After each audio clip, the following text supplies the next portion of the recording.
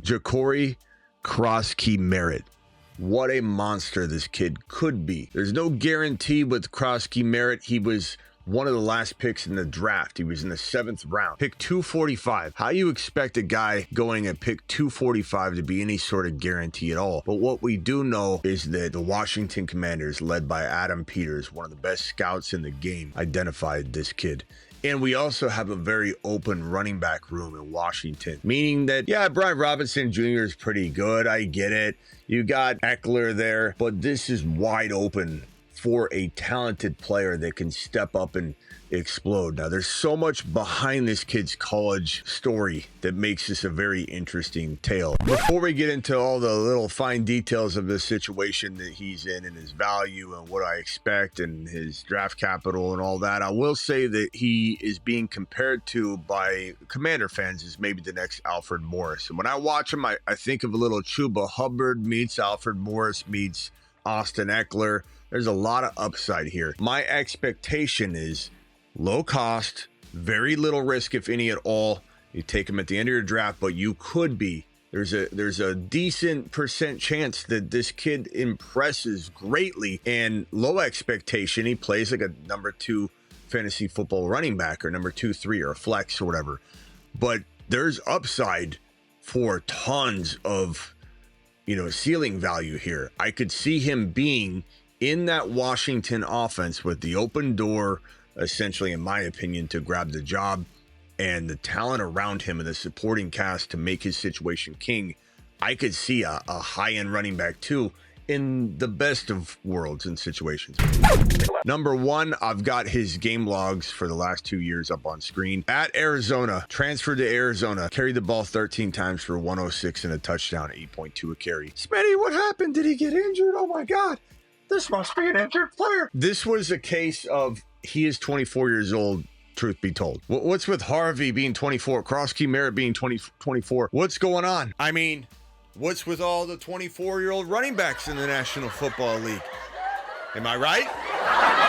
So, truth be told, he's 24 years old. No one's saying that's a great, thing to bring to the table. But again, with a lot of these RBs like Harvey and Merritt, and anybody that's older, especially quarterbacks, it comes down to mileage. And if Kroski Merritt plays 6 amazing years in the National Football League, that's probably his cap anyway. He's not going to do much more than that. So you play 24, 25, 26, 27, 28, age 28 season, age 29. Kamara did it at 29. More running backs are doing it at 29. And if you've got a late start and low mileage, you can certainly kick it until 29 in the NFL. Not a big deal. I think the people that run away from Kroski Merritt and run away from Harvey, RJ Harvey, what a monster. Mashed potatoes! RJ Harvey is going to be one of the better calls that this channel has on the year, I'm telling you. But I'm not worried. I'm letting the Panic Peters get all concerned and scared and run away from Harvey and Kroski Merritt.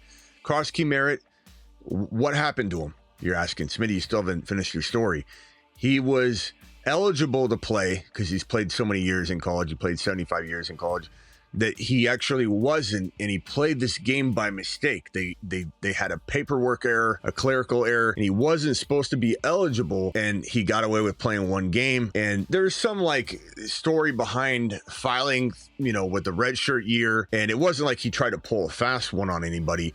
It was more so things being categorized as red shirt, not red shirt. Was it filed right? Was the paperwork not filed in time? Was it even something that the team did and tried to get away with and say, go out there, it'll be fine, we'll take care of it? I'm not saying he did anything wrong, but clearly this guy, wasn't supposed to play another year based on the paperwork that was filed. But there was also some sort of he changed numbers and there was games counted for a player that wore his number. There's all kinds of weird stories coming out of this, but bottom line is I don't really even care about why any of that happened. His value tanked because he couldn't play more than the 1 game in 2024, missed out on entering the NFL, and so he just had to sit there, and his value tanked. He could have been a very high draft prospect, I think, at least in the 2nd or 3rd round of consideration, and coming out with only 1 game left a lot of teams kind of worried about him. The year prior, 17 rushing touchdowns, 1190 on the ground, 189 attempts along of 55. The guy's a pretty damn good player. By the way, here was his receiving stats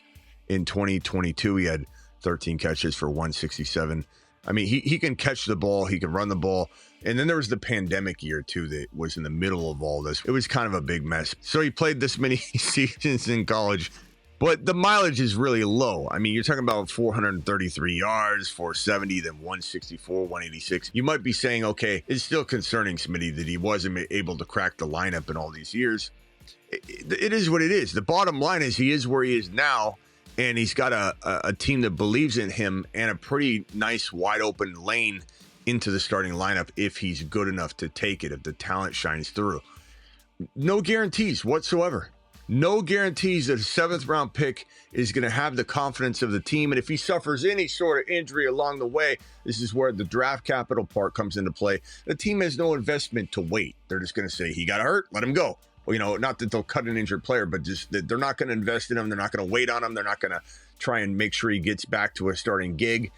That's the risk involved in this. If he doesn't break out, become a hidden gem, a sleeping giant, and the team's like, we got a guy, just like Kyron. Kyron's already, doesn't matter his draft capital. People that talk about Kyron's late draft capital don't know football at all. He's already climbed into the place where that doesn't matter. That's in the past. And look, McVay loves him like a son. And Kyron's going to get an extension, and then his draft capital is non-existent. It already is non-existent in terms of arguing whether the team's invested, and if he got hurt, they'd wait on him. They'd wait for him. Kroski Merritt or any running back that has low draft capital has a very small window of time to climb in and get that trust of the team where the draft capital piece gets thrown out the window. So that's the risk involved. You're holding your breath. Does he not get hurt? Does he get through and break through and become this, breakout talent that they say, we can't live without this guy. I don't care about draft capital. We got to steal. So Adam Peters, the GM of the Washington Commanders that came over from San Francisco, identified George Kittle and drafted George Kittle, identified Brock Purdy, and had a heavy hand in every single major, awesome signing and prospecting of Niner players that have worked out. Peters comes over, drafts JD5, has an amazing draft, has this guy drafted in the 2025 NFL draft, knows what this kid's capable of doing. And honestly, what it comes down to for me, and it always does, I'm a big stat guy. I get coined as a non-stat guy because I talk so much and because I go live so much and I have so much content. People don't see a lot of stats on my show, maybe at a glance, because I'm talking for 3 hours on a show, each show. I go live for 5-6 hours in a day, and I do a lot of impromptu talking. So people have this tendency to coin me as some non-statistical guy. But part of also where that comes from is I'm a very gut-driven guy. The stats support my gut instinct. I'm not somebody that looks at data and says, well, the data tells me this, so I'm going to go looking for this. I go look for it. I come back and I see if the data agrees with me. And when the data and my eye test come together, things happen, okay? And that's why Harvey is a top 5 running back potentially walking into 2025 and beyond. That's why I love Henderson. That's why I love this rookie running back class so much. Genty, top 1 to 3 running back. Travis Hunter, top 10 wide receiver of the future. This kid right here, 0 guarantee, costs you nothing though. He's probably a free agent in almost every medium size to small Dynasty league out there, sitting there on waivers right now. Your draft is over. He's still right there. And one of the biggest reasons I'm creating another video on him, as we talked about him yesterday, the day before, we're always talking Kroski Merritt up. But the reason I'm even doing another video is because he's becoming one of the most searched players right now on the Sleeper app. So he's like at the top of the running backs being looked up, because there was some news about how Washington's pretty interested in seeing him develop. And there's some, good news floating around about him that they're impressed. They like him a lot. So it caused a lot of searches. So people are looking at him right now. He's getting monitored, not to an extreme degree. Nobody really sees him coming. The average layman out there playing fantasy football, the magazine drafter, doesn't even know who he is. They don't know who this guy is at all. You could say the name Kroski Merritt and they wouldn't know what the hell you're talking about. So we're in early. There's really not a lot of people on this train at all. And we've been conducting it for a while. So I'm not suggesting that we're starting now. I'm merely coming here to top off the conversation and make sure everybody's paying attention to the little name drops of Kroski Merritt throughout the entirety of the shows weekly. So this is a little notice that Kroski Merritt needs to be looked into. This is a Dynasty show as well, on top of a redraft. On this channel, the Fantasy Football Show, all the Dynasty content and redraft content are going to live on this channel. We're no longer having a separate Dynasty channel, but don't unsubscribe to that channel if you already have, because it's going to be Fantasy Football Unplugged, which if you're subscribed to the old Dynasty channel, you're already subscribed. If you're not, make sure you subscribe. The link is in the description of this video. It's called Fantasy Football Unplugged. You could also go to youtube.com/@Fantasy Football Unplugged. And it's basically the behind the scenes of the show mixed with fantasy football advice. So think of it like Dog the Bounty Hunter meets Keeping Up with the Smitties. And on top of that, you're going to see my not only my behind the scenes angle of something breaking, news breaking, or me deciding to do something, but also my TV fell off the wall while I was recording something. And so you get that whole like behind the scenes vibe. What do I do? What did, big hole in the wall. It's hilarious. There's a lot of stuff that gets broken down from behind the scenes, and it's going to be a great show. It's Fantasy Football Unplugged on YouTube. Link in description. Also, if you go to my main YouTube channel and you scroll to the bottom, you'll see the two channels. And if you go to the, either channel, you'll see the two channels that I have at the bottom of each of my channels. So you can always find all of my YouTube content at the bottom of my main YouTube homepage to know where to find the other channel.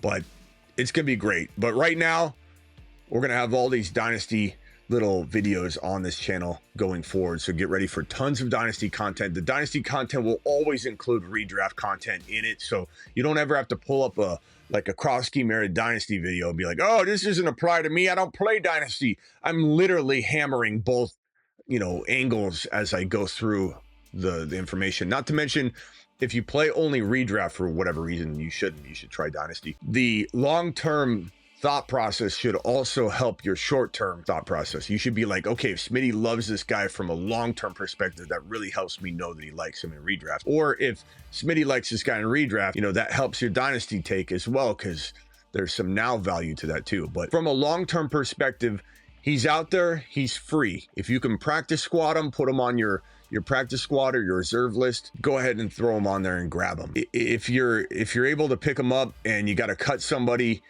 throw it in the comments and maybe we'll decide whether that player is worth being cut for Kroski Merritt in a Dynasty league. But he's out there right now in about 90% of leagues, maybe more, just sitting there. But he's being searched, he's being looked at, he's trending right now because his name was brought up in the past couple of days with some just not even great news, but just good news. Like, hey, he looks good. They're excited about him. People are like, who the hell is this guy? So they search him up.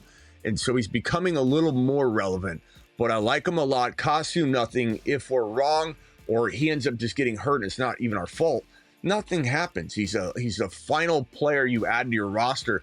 And if you don't have room, drop your kicker. I'm not saying drop a great defense that'll help you win a championship, but drop your kicker, pick him up and hold another player until you get closer to week 1 and then make a decision on who to cut and then, pick up a kicker then. That would be my advice. Drop your kicker. Make sure this guy doesn't sit out there in Dynasty. And in redraft, hard to say whether you'd take him or not. I love him in best ball drafts. Underdog. Promo code Smitty. I take him at the end of an 18-round draft as my last running back. I think there's a lot of upside with Kroski Merritt, but don't do it in every draft because if he doesn't get in there, you don't want a bunch of zeros across all your teams. But it's very, very fun to grab this kid. Again, no lock whatsoever, no cost whatsoever, no risk whatsoever. Now go get it done. And don't forget, I am live Monday through Friday, 8 p.m. Eastern every single Monday through Friday. I'm additionally live whenever big news breaks, and we're live almost every midnight Eastern on the channel for the Graveyard After Dark show, where we a lot of times draft. And again, all the Dynasty content will be on this channel moving forward, and the Dynasty channel is turned into Fantasy Football Unplugged, the behind-the-scenes look at this brand and everything that I have going on. So don't unsubscribe to that. Make sure you subscribe. If you're not subscribed to that, the link's in the description to that channel as well as this channel, of course, and all of my other stuff. See you all at 8 p.m. Eastern or before as we go live when big news breaks.